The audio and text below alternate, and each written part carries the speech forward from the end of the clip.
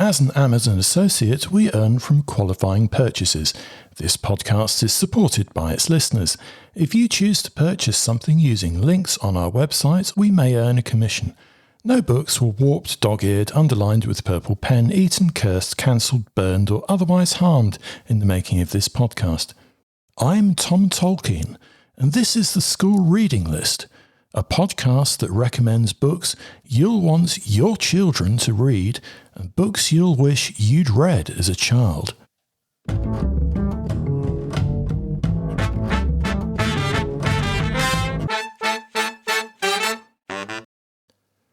And to kick off episode 37 of the School Reading List podcast, let's rip open some book post. Hot Food Nice by Michael Rosen. A family sits down to eat, and when Michael's dad bites into a potato that's far hotter than he expects, what follows is the familiar fun and read-aloud chaos of Michael Rosen's much-loved poem, brought to life with Neil Layton's lively illustrations. This memorable picture book leans into the repetition and rhythm that make the original such a thrill to read with 3 to 7-year-olds, turning an everyday mealtime into a memorable moment. It's ideal to read to EYFS classes. What If Every Volcano Erupted at Once by Emma Young. Emma Young tackles 33 quirky questions about our planet, breaking down big ideas with facts, photos, diagrams, and clear explanations. Readers jump between topics like volcanoes, climate, geology, and ecology, all framed through imaginative prompts such as, what would happen if every volcano erupted at once? The question and answer format makes it easy to dip into, and each page leaves children with a memorable glimpse of how Earth works and why its strangest possibilities matter. It's a fascinating illustrated non-fiction text for Key Stage 2 and primary school libraries. Snow by Meera Trehan. After a wish goes wrong, an imprisoned princess finds her kingdom buried in snow and her people lost. She spends her days digging for answers until Ella, a mysterious girl from our world, suddenly appears. Together they race to set things right before the ice takes over for good. Mixing magic, mystery and science, the story explores friendship, courage and what it means to make amends. Snow is highly recommended and would make a great book gift for 9+-year-olds or an atmospheric class reader for the run-up to Christmas. The Turtle Who Turned the Tide by Rachel Bright and Jim Field. When Tula, a baby turtle, hatches on the beach, she instinctively races towards the sea. But when her brother loses his way, she stops to help him, even though it means giving up her lead. Her kindness inspires the other animals to lend a hand too. With its gentle story and clear message, this gorgeous and vibrantly illustrated hardback picture book introduces 3+-year-olds to ideas of bravery, teamwork, and how even small actions can make a big difference.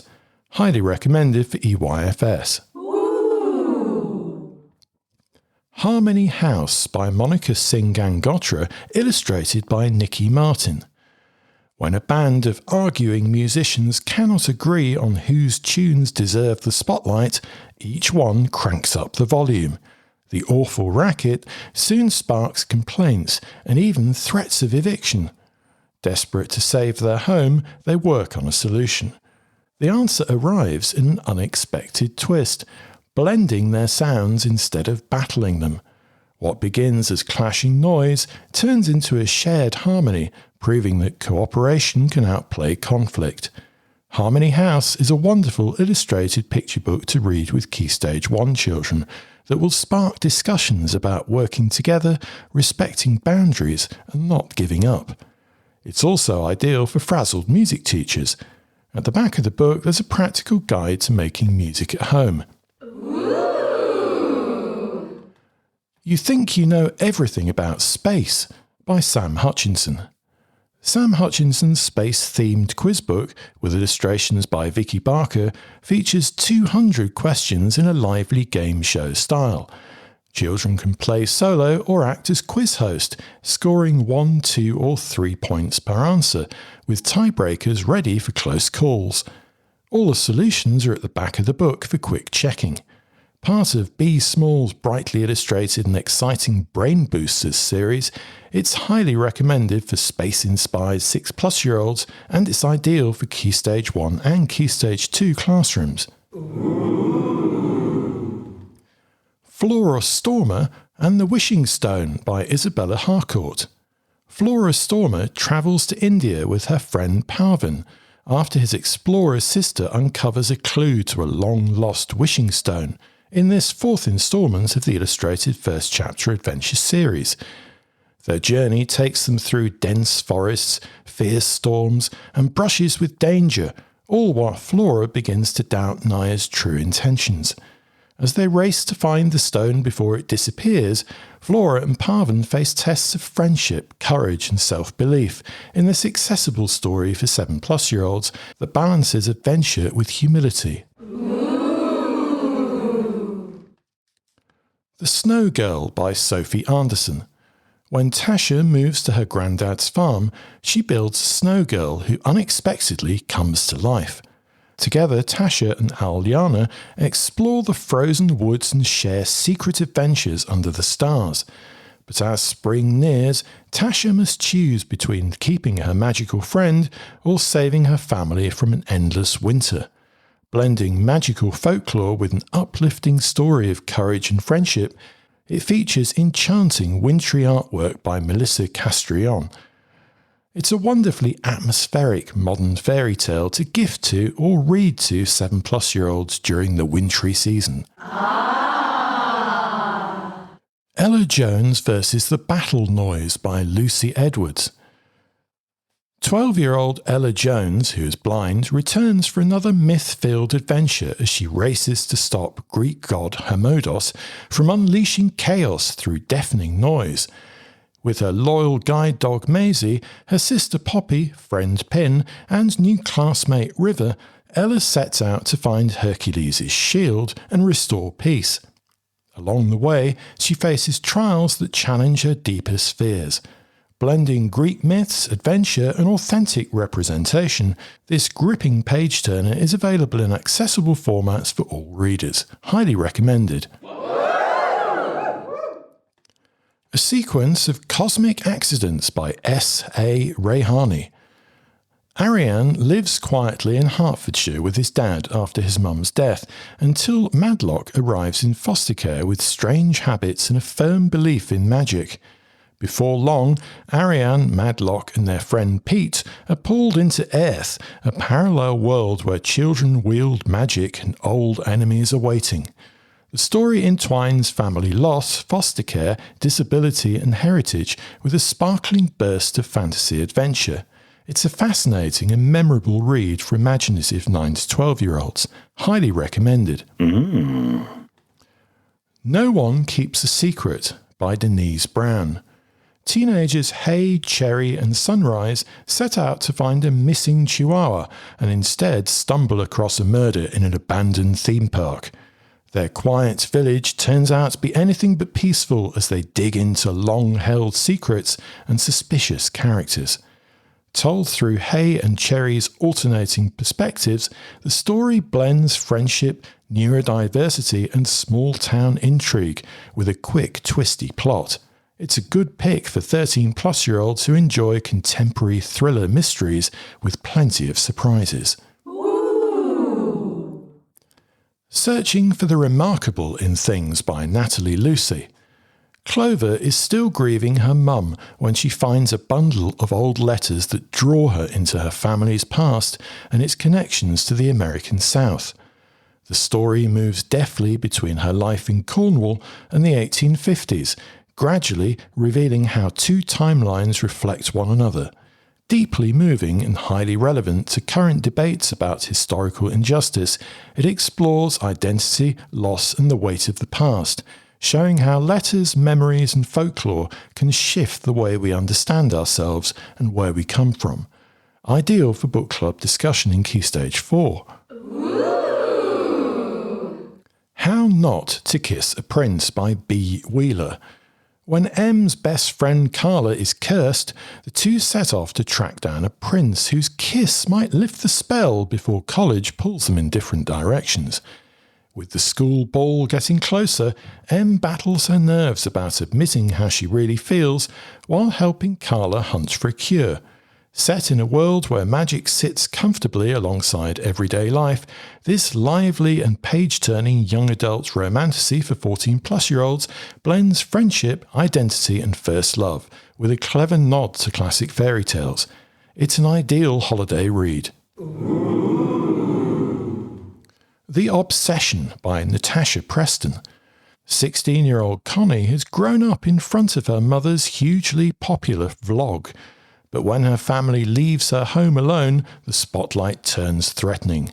Online attention quickly spirals, and girls who resemble her start turning up hurt.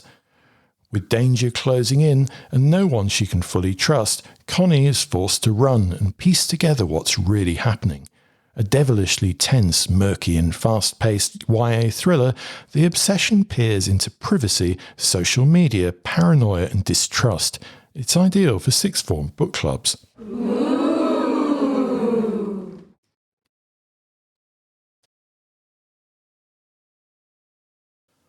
Thank you to all the publishers and publicists for sending us books to review here on this podcast and on our website schoolreadinglist.co.uk.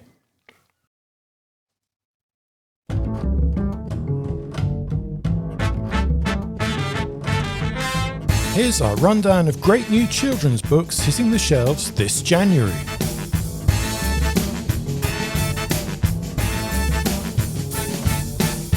The Night I Borrowed Time by Iqbal Hussain. Magpie Girl by Rowan Foxwood. At the End of Everything by Monika. The Big Green by Ken Wilson Maggs. Spectacular Space Loop by Javi de Castro. Small Poems for Big Imaginations by Neil Zeta and Will Hughes. The Amazing Generation by Catherine Price and Jonathan Haidt. Tyrannosaurus Veg by Smitri Halls. Nadia Islam on the Record by Adiba Jai-Gurda. The Misadventures of Meena Mahmood by Farhana Islam. The Golden Boy's Guide to Bipolar by Sonora Reyes. From AI to Wi-Fi by Craig Steele and Terry Poe. Tickets for Murder by Neela Farouk. Tree Thing by Piers Torday and Matthew Taylor Wilson. Beth is Dead by Katie Bernay.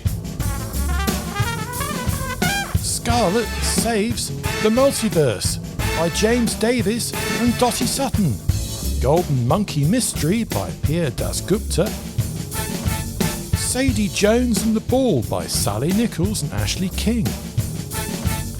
Everything You Know About Birds Is Wrong by Dr. Nick Crumpton. Clem Fatale Has Been Upstaged by Eve Wasocki Morris. Guardians of the New Moon, The Year of the Tiger by Eric Wang.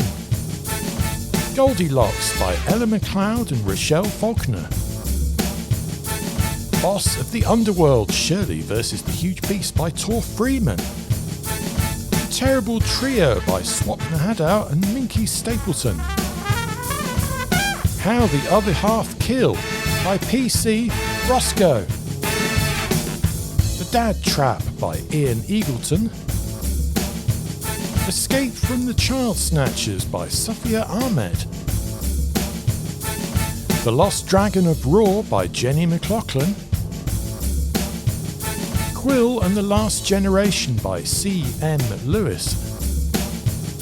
The Monsters at the End of the World by Rebecca Orwin and Oriol Vidal. New You Forever by Steve Cole and Chris King. And our picture book of the month is Tree Thing by Piers Torday, illustrated by Matthew Taylor Wilson. Our non-fiction book of the month is How to Survive an Apocalypse by Kobe Coonrat. And our fiction book of the month is Small Poems for Big Imagination by Neil Zeta, illustrated by Will Hughes. Booksy book, let's get reading.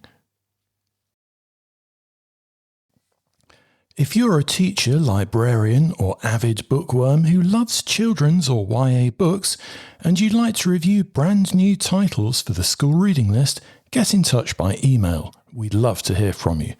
The address is reviews@schoolreadinglist.co.uk.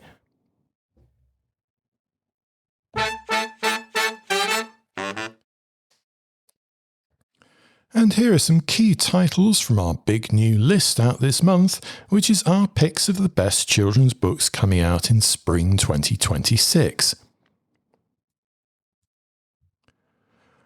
The Royal Request by Monika Singh Gangotra, illustrated by Mernit Imanovich. Ari and his granddad are picked to deliver a grand birthday cake from their family bakery to the Queen's palace for her peacock. The trip is anything but simple. The cake is heavy, the cart breaks. Every town they pass through offers help mixed with very strong opinions. As they muddle their way forward, this touching and memorable picture book for 4+-year-olds leans into family tradition, problem solving, and the loving bond between grandparents and grandchildren. The Map of Me by Nicola Davies, illustrated by Olga Shonter. When a young girl moves into a new country, she copes by carefully drawing a map with her mum. They add the people they meet, the places they discover, and all the memories she wants to hold on to. As friends share their own stories, the map grows into something spellbinding that links them all. When her life shifts again, she learns she can adapt and keep shaping her map, using it to make sense of where she's been and where she's going. This highly imaginative, touching and useful picture book is ideal to read and discuss with EYFS classes. Highly recommended.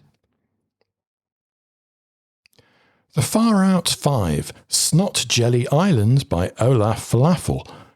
A day at the fun fair goes wildly wrong when a magician's trick turns a group of friends into odd creatures. With no wand to undo the spell, and home a long way off, the Far Out 5 set off across a string of strange islands, bumping into bizarre characters and tackling one challenge after another. The result is a super fun, lively graphic novel packed with jokes, vibrant colours, and a quirky, relatable cast trying their best to get everything back to normal. We think it's likely to be very popular in Key Stage 2. Chicken Hill Attack of the Zombie Cactus by Becky Blake. Ferdy, Gripper the Pug, and Tink the Cat team up to investigate the strange goings-on in their town, including frog empires, zombie cactuses, and the odd alien or two. Told in full-colour graphic novel style, this trio of stories is packed with talking animals, quirky inventions, and plenty of unexpected twists. With its fast pace and chaotic humour, Chicken Hill is a winning pick for 7 to 12-year-olds who love fun cartoon-style adventures and chaotic comedy. Your Year 3 and 4 classes will love it. The Lion's Run by Sarah Pennypacker. Lucas lives in a quiet French village under Nazi occupation and is used to keeping his head down. Everything changes when he rescues a litter of kittens and meets Alice, a British girl secretly sheltering a horse. Bit by bit, he's drawn into the village's hidden resistance network, where coded messages pass between neighbours who risk everything to protect one another. As danger closes in, Lucas must decide how far he's willing to go and discovers he's braver than he ever believed. Brilliantly written with vivid, rich language, The Lion's Run is perfect for readers in early Key Stage 3. The Blitz Sisters by Judith Eagle. As war sweeps through London, Lydia, Peggy and Teddy find their lives changed forever. From evacuation trains to bombed-out streets, the sisters face danger, loss and separation, yet each discovers courage in unexpected places. Along the way, they form new friendships and chase fresh ambitions, even as the world around them shifts. Blending vivid historical detail with warmth and hope, Blitz Sisters is a spellbinding and deeply moving story of family, resilience and finding light in dark times. Highly recommended for children in Upper Key Stage 2 and Lower Key Stage 3. Dragon Girl and the Awakened Flames by Jenny Moore. Ember Oak has always lived in a cave, her scaly skin marking her out as different. But when she discovers she hatched from a dragon's egg, everything changes. Her blood holds a power that an ancient necromancer is desperate to steal. As danger spreads, Ember must figure out who she really is and how to control her strength before anyone else gets hurt. Dragon Girl and the Awakened Flames is the first in Jenny Moore's highly anticipated blockbuster fantasy adventure series for 8 to 12-year-olds.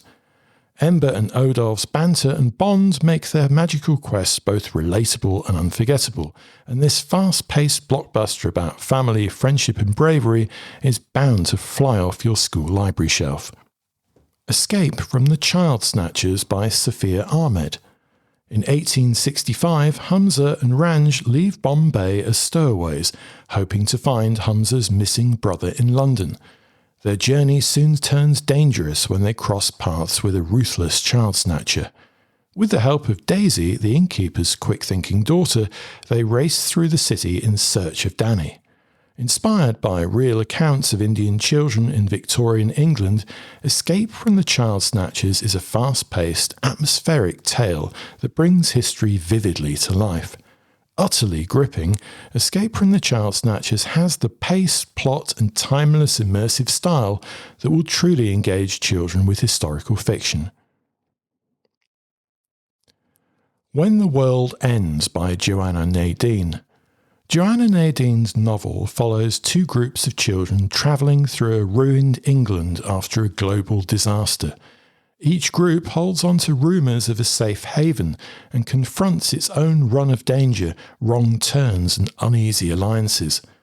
As they move across the broken landscape, the children work out what survival means when everything familiar has gone, learning to trust, cooperate and adapt.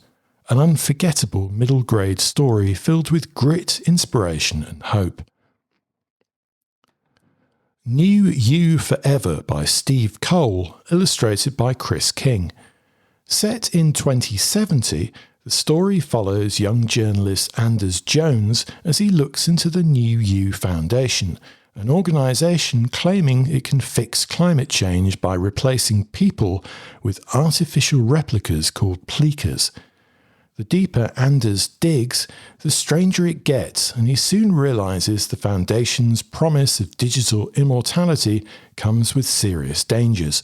Especially suited to less confident 11-plus-year-old readers, this outstanding novella deftly explores technology, identity, and the environmental crisis shaping Anders' world. It's ideal for discussion in Key Stage 3. To the Death by Melissa Welliver. On Blood Island, a televised survival game forces contestants to fight the undead while millions watch. Astrid is teamed with newcomer Luke, and every move they make depends on public votes, fragile alliances, and competitors who can be as deadly as the creatures chasing them. As the game twists around them, the story digs into media manipulation, trust, and the cost of turning danger into entertainment, creating a sharp, utterly compelling and prescient dystopian thriller for 14-plus-year-olds. Sweet and Sour by Monique Turner. Micah and his friends start a mukbang channel in a world where AI influencer robots rule the feeds, hoping their very human chaos will set them apart. It works, but the sudden fame quickly eats into Micah's health and relationships. As the views climb, so do the pressures, and the shine of online success turns uneasy fast. This YA novel for 12-plus-year-olds digs deep into internet culture, tech-shaped lives, and what happens when popularity comes with a price. It's a standout contemporary thriller with a deliciously dark twist. Day of Now by Miranda Reason. Dana and Pax have grown up in the shadow of a fungal outbreak that has wiped out most of society. They live quietly with their father until he falls sick, and their call for help brings far more danger than relief. Forced out into a broken landscape, the siblings push on in search of people they can trust. This incendiary young adult story, told in 55 short chapters, follows their shifting threats, uneasy alliances, and the tough choices they must make to keep their family together. It's a fresh, original, and genuinely affecting dystopian novel for 13-plus-year-olds. Highly recommended.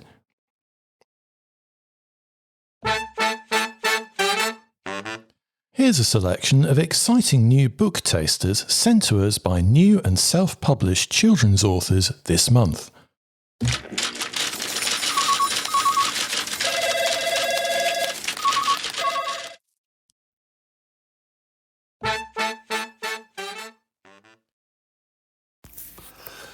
My novel, The Collaborator, is specifically written for Key Stage 4 and contains no bad language. The Collaborator is a dystopian alternative world story of young adults rising up against a tyrant, not realizing that there is a reason why he's a tyrant and why he is passing such harsh laws. The rebels commit acts of defiance and vandalism. The ruler is fully aware of their actions, but strangely does nothing to stop them, and even destroys evidence of their crimes.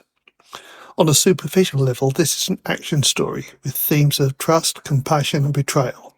The underlying story tells of the lengths that people go to in order to protect the ones they love, the guilt they feel over the lies they are forced to tell, and the misplaced beliefs that drives their actions. The book is self-published and is available through Amazon.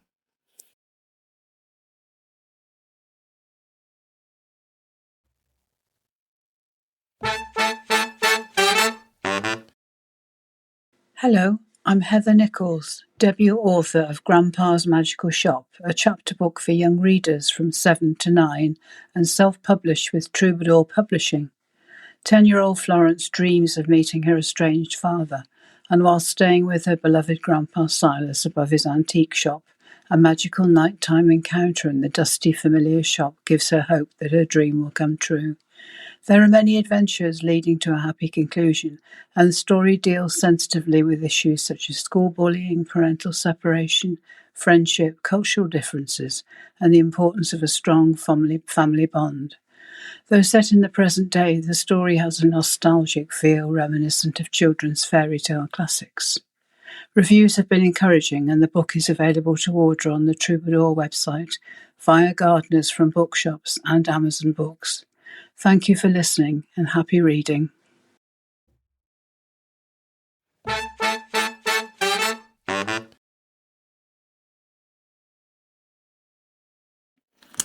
Hello, I am Zoe Arena and I am a debut author.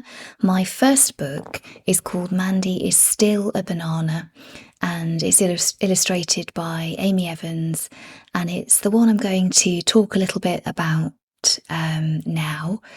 But really what I wanted to begin with was to, firstly say that I was absolutely delighted that my story was recommended by School Reading List, because as a novice writer like me, when you have a book out, you start to understand the machinery that goes on behind the book, and, all the fantastic reviews and the flattery, and yes, probably the confirmation bias that happens. It does feel good, but is it real? And I don't want to be lured into this sort of self-promotion trap. I really do want to reach children in an organic way. And I think that School Reading List have, There's such a good ethos there that I agree with, in that children should be free to explore, free to think their own thoughts. I mean, this is really, really important, and it's kind of topical right now. We should be so careful with tiny, impressionable minds. And, you know, I am an appreciator of silliness. I don't know. I think in an offbeat way. I mean, I like to write about inanimate objects that have thoughts, and quite complicated thoughts, and then, you know, bananas that have thoughts about identity. And I do think that identity is a bit of a topical word right now, but I mean it in its broad sense, in that who we understand ourselves to be can be very changeable at any age. You know, as adults, we are impressionable creatures. We're all funny fruit, and we should all be better friends. And as children, we should absolutely support that. They should have the freedom to just absorb the beauty of the world, and to read a story about a banana that really doesn't want to be, and looks at her, you know, the familiar objects around her in this. I suppose it's a kitchen sink drama, really, in a picture book. But to have, you know, Pedro the pineapple, who's just, you know, he's quite interesting and alluring, and he's you know, big, and he's got a sprouty bit at the top, and it must be really special to live life as a pineapple. I mean, what's that like? And then for Mandy to sort of dispel that, I mean, that's just a crazy idea. And look, there's the watermelon. I mean, she's amazing. She's round and she's smooth, and yeah, she's really solid. And then Mandy comes to the conclusion that that's not right either. So we go through this series of you know, not right fruit for her, until she meets little Blip, the jumpy little blueberry who's full of life, who, you know, the great reveal is that this little blueberry wants to be just like her. And somehow Mandy has just inspired her by simply being herself. And I think this, well, it warps Mandy's mind, but I think that she sees in Blip, this little sort of fantastic young little Blip, that she can't tell Blip, you must stay how you are and I must stay how I am, but she can inspire Blip through her own actions to accept who she is. And for Blip, who will be an absolutely wonderful passenger on Mandy if she was a slide. There we go, there's a bit of a spoiler. But Blip sees that Mandy, the bendy banana, would make a brilliant slide. So the two of them become just perfect. A little round, rolling down blueberry on Mandy. And it is funny, it is joyous. I'm looking at the cover right now, and I think that if there's anything I can impart, as I'm speaking in a sort of grandiose way when I've only got one book under my belt at the moment, although I do have others in the pipeline. But if there's anything I can impart, it's we should have the support and freedom to just listen and understand in our own way, without solving anything. Because, well, I don't know about people listening here, but, you know, I am a mood machine, you know, I am full of different moods every day. You know, we're all funny fruit, and I'm sure we all aspire to be different, to being different versions of ourselves, and that's normal and healthy. But I think through friendship and support. And we can't know each other under our skin. We only know the versions of ourselves that we present. But Mandy, you know, she's an introspective banana, and this whole sort of inner quandary is quite deep, beginning with, I'm not sure about myself today, to the end of the day thinking, no, actually, it's all right being me. I think it's a really simple and wholesome message. And I'm all for simple messaging in children's books. I'm certainly not one to ram down a moral. I think children are very clever. They want to be entertained. And I think they deserve to be entertained. This world right now should be full of fun and hope. And, you know, when I started writing picture books, and I've written lots of picture books, and of course some ideas are rubbish and others are goers. But all of my books have an affirming, well, I want them to have an affirming, positive tone about who we are. I mean, this is coming from an adult that, you know, I moved around a lot as a kid. I went to lots of different schools, and I suppose that sort of slightly introverted, studious child that I was. I mean, I loved books. It's the complete stereotype, but I absolutely, you know, I identified with all sorts of characters. I learned through them. And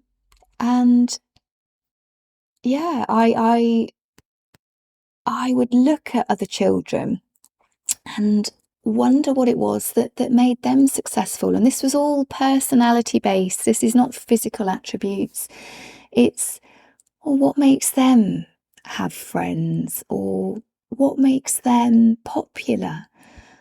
And I mean, I never really reached an answer either. It is all just learnings, isn't it? Learnings and setbacks and growth.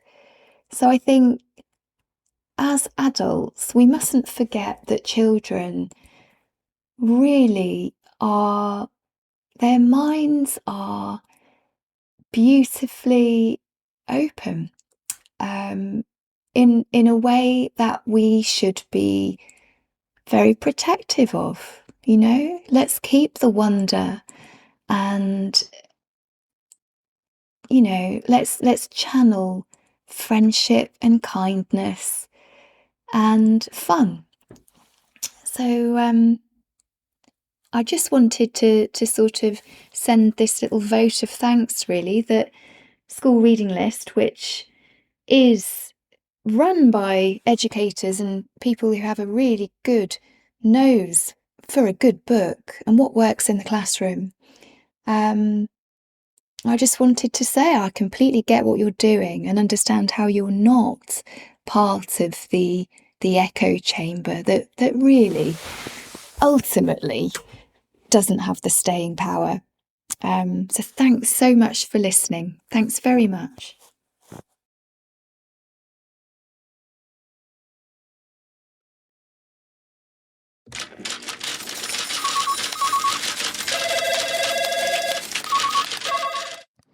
If you'd like to get in touch and leave a recorded shout out about your upcoming self-published children's book, have a look at our podcast webpage for more details.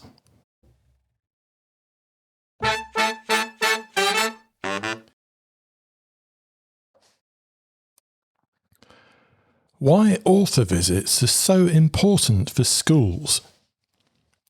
A good author visit does something a lesson cannot quite replicate.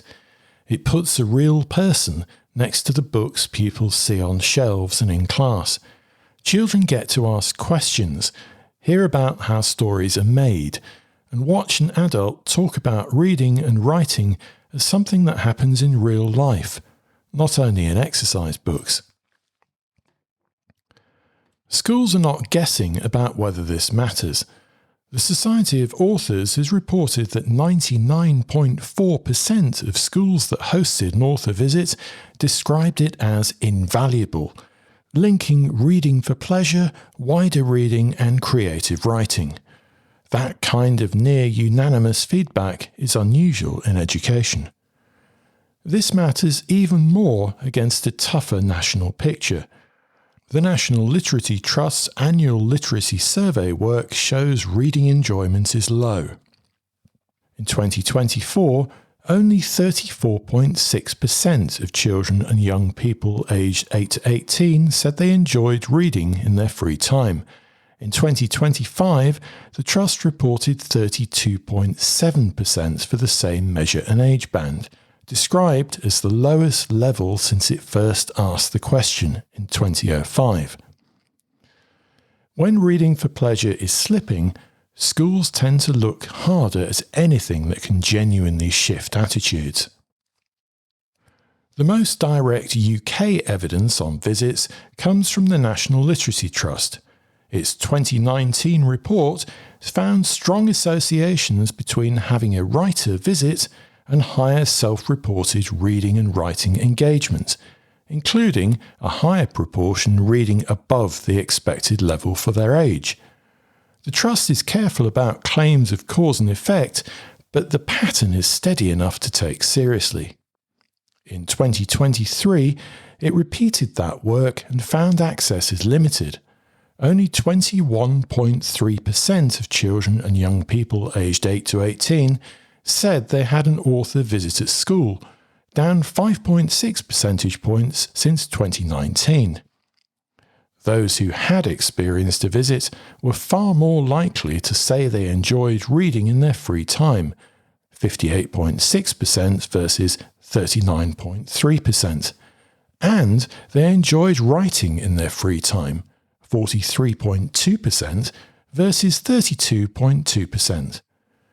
There's also an equity issue. Fewer pupils in schools with a high proportion eligible for free school meals reported having had a visit, 16.7%, than those in schools with low FSM proportions, 24.7%. That matters because reading for pleasure is not a soft extra. UK analysis from UCL and colleagues using cohort data has linked reading for pleasure in childhood with later progress in vocabulary, spelling and maths between the ages of 10 and 16. Government-commissioned evidence reviews have also summarised the wider research base, including the relationship between reading enjoyment, frequency and attainment. A visit will not fix literacy on its own. What it can do is nudge the conditions that make reading and writing more likely: motivation, identity, and the sense that books are for people like me. Teachers and librarians often say the biggest change is not among the children who already read everything, it's the pupils who rarely pick up a book or who think reading is a test that they keep failing. Part of the reason is simple. Authors can be honest about what school felt like for them. When a visiting writer talks about struggling with writing, finding some subjects hard, or finding reading tiring at times, it gives students a more realistic model of literacy as something you work at, not something you either have or you do not have. It's not a motivational speech. It's a concrete story about effort, drafting, and sticking with it. Reluctant readers also benefit from permission to choose. Many authors talk about the kind of books they loved at different ages, what they abandoned, and what hooked them back in. That can really help children see that taste changes and that reading is not meant to be one narrow thing. A strong author visit is full of structured talk. Pupils listen, ask questions, follow up, and try out vocabulary that sits naturally in a real conversation about stories, characters, research, illustration, and revision. That connects with a separate evidence base. The Education Endowment Foundation's review of oral language interventions concludes that improving spoken language and classroom talk can support learning, with average positive impacts recorded across phases. Schools that plan an author visit well can turn it into a high-quality, talk-rich event without inventing a new programme. Format matters too. A single assembly can be memorable, but small group workshops, question and answer sessions, and paired talk tasks built around the visit usually create far more speaking opportunities. The day does not end when the author leaves. Libraries often see an immediate run on the author's books, plus a wider rise in borrowing of similar titles, genres and themes. Teachers often pick fresh ways to link reading into the curriculum areas, not as bolt-on activities, but as a way into history, science, PSHE or art. It also helps when adults in school are visibly involved. If staff are sitting at the back marking, pupils notice. Some guidance aimed at schools is blunt about this. Adults present should model engagements during sessions, because disengagement signals that the event is not worth attention. It's a small behavioural change with a big cultural payoff. None of this, of course, works if schools treat a visit as a free favour.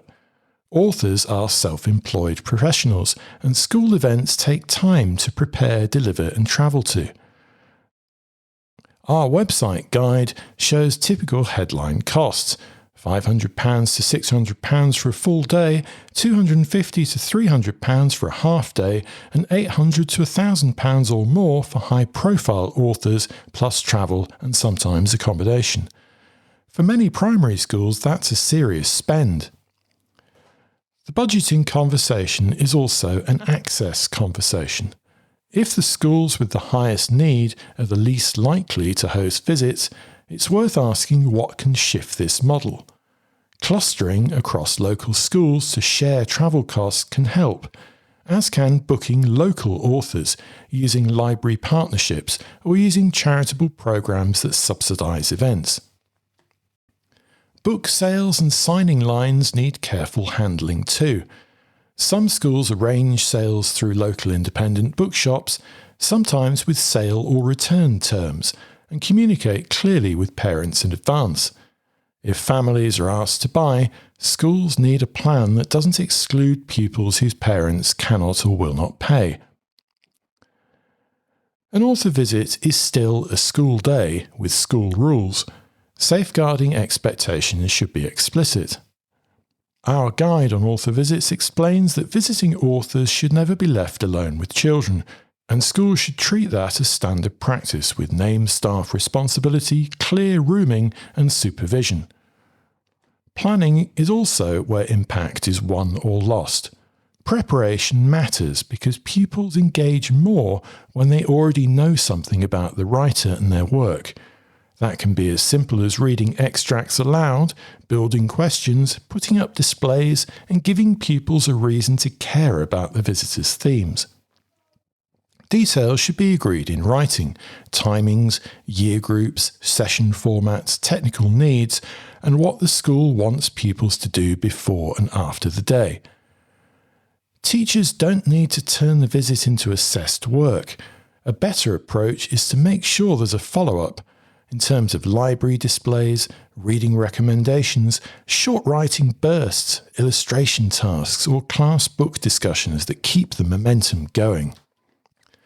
Remote sessions can cut travel costs and make it easier to reach rural schools or schools with tight budgets. They can also widen the range of creators a school can bring in, including those with access needs that make travel difficult. The downside is that a screen can flatten the interaction if pupils are passive, and everyone has sat through enough of those to know how quickly attention drifts. Virtual visits work best when schools build in questions, live chat, small group follow-ups, and clear routines for attention. It should still be treated as a special event with preparation, adult participation, and post-visit work, not a filler for a wet afternoon. Author visits are a peculiar form of magic. They're one of the few literacy strategies that combine evidence linked to reading enjoyment, a strong school culture effect, and a practical route into talk and writing for a wide range of pupils, including those who do not normally see themselves as readers. It's a win, whatever page you're reading.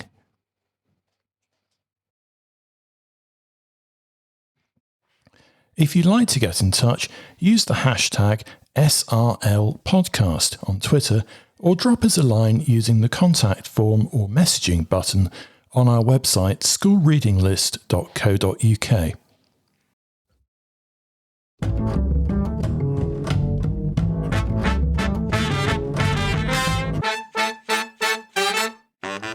And all the books lived happily ever after.